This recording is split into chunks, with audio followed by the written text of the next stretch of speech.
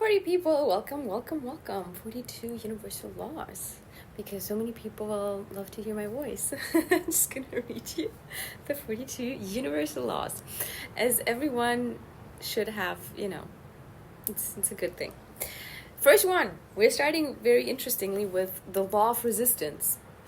The universal law that resistance creates more resistance is one of the simplest laws and yet one of the most difficult for us as humans to incorporate into our pattern of thinking.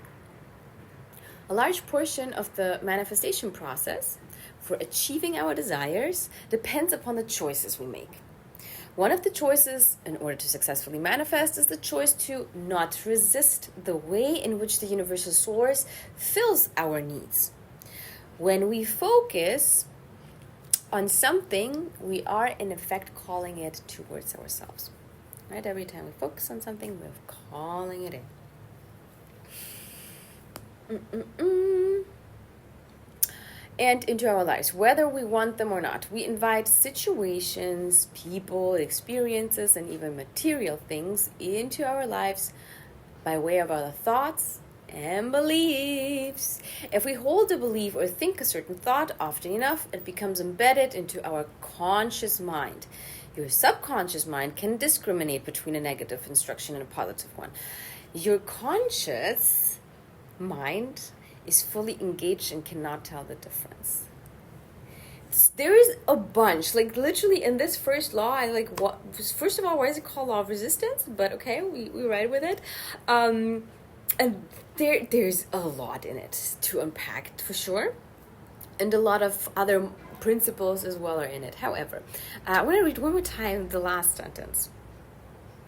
So what we focus on, right, like the way how we think, what we think, this is what we amplify in the world, in our lives.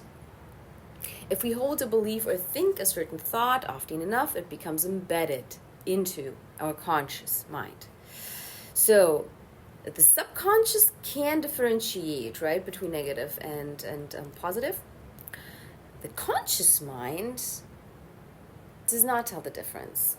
So you can focus all the time on some weird bad shit things and, you're going to keep amplifying them. And they will appear more. However, so that was law of resistance. There is another law, the 23rd law, that kind of plays a little bit into this topic, and it's the law of avoidance. So we have law of resistance, and the 23rd one is the law of avoidance. Refusing to handle a highly emotional or unpleasant situation. That's one thing. That's one part of avoidance. Or to deny living up to one's full potential. Another way of avoiding something. Or neglecting to do something that should be done. Okay, so we have here 3 different examples of avoidance. This will affect the physical body and mental body, as well as lifestyle affairs through each incarnation until that person correctly balances with the situation. Okay, so this was number 1 and number 23.